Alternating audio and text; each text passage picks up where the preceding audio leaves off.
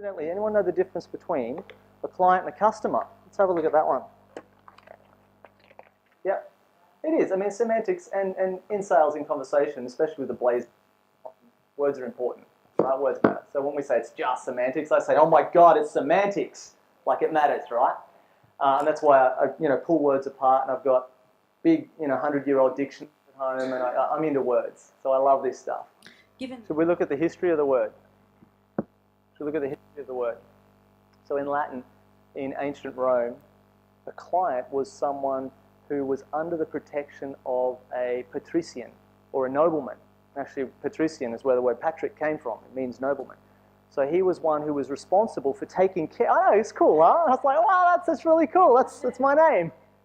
So he was someone who was responsible for taking care of a plebeian, who's essentially someone who's incapable of taking care of themselves in a particular area of their life.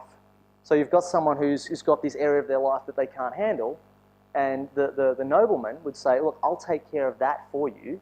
You'll be my client. You'll be under my protection, which was the real distinction. So a client is someone who's under your protection. They're coming to you for help with a certain area of their life that you're going to take responsibility for handling.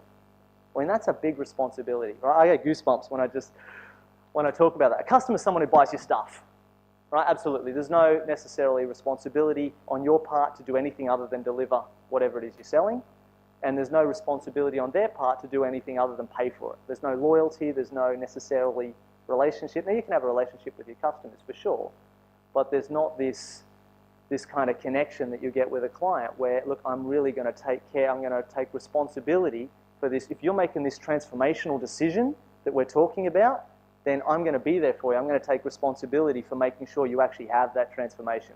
With me on that? Is that a cool distinction? Yeah. So who has customers? Who has clients? Yeah, all right, cool. We're in the right room. Nice.